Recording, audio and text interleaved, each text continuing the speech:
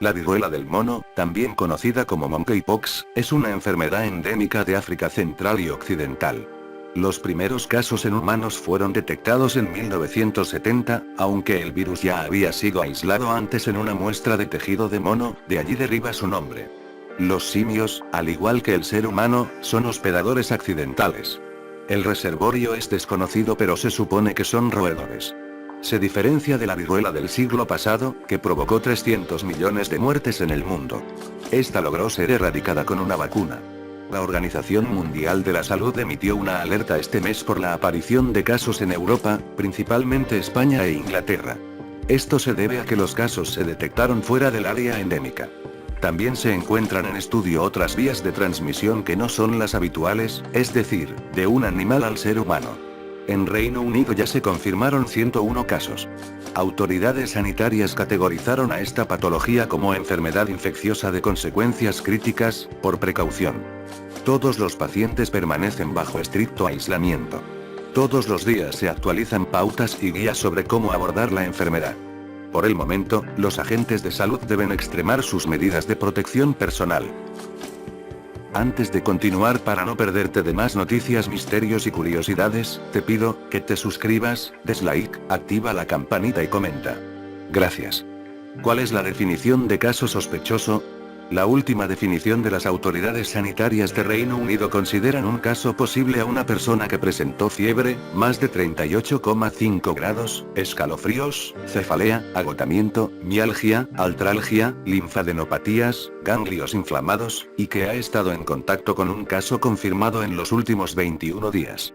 También se considera posible aquella persona con un cuadro que genera sospechas de viruela del mono. Es decir, que tenga una presentación atípica y factores de riesgo. O una erupción típica sin factores de riesgo. Como caso probable se entiende una persona con erupción sin causa clara en cualquier parte del cuerpo. Además, que tenga uno o más síntomas clásicos definidos desde el 15 de mayo.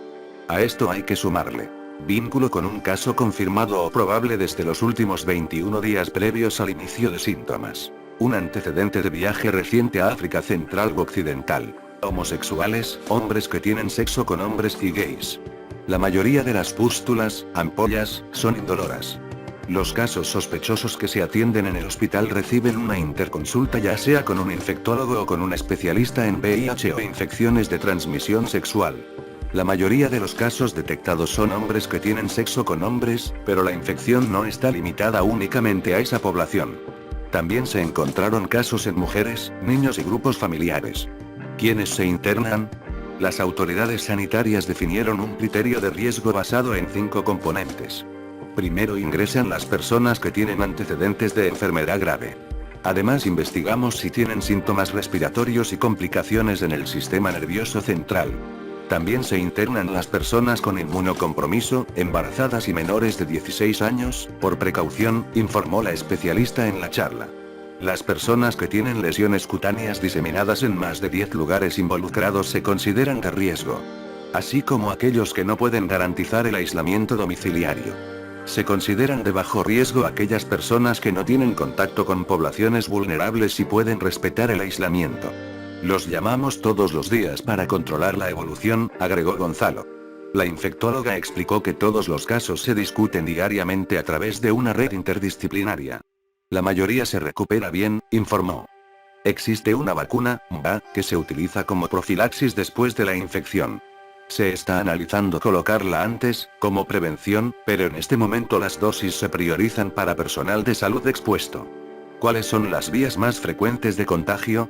Gonzalo explicó que la enfermedad se transmite más frecuentemente por contacto con las lesiones activas. Es decir, por tocar las ampollas que no se cicatrizaron. También por secreciones o fluidos corporales. Por el momento, y hasta que los virólogos nos aporten más información, consideramos que una lesión está activa cuando está cicatrizada, dijo.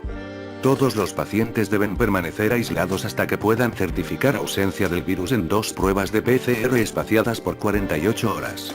En menor medida, la infección se transmite por gotas de saliva, tal como sucede con la gripe. La transmisión por lesiones cutáneas dura más tiempo, en relación con las demás. La mayor parte de los casos confirmados en Europa se transmitieron por vía sexual. Si te ha gustado el video, comenta, dale like, y suscríbete. Hasta la próxima. Gracias.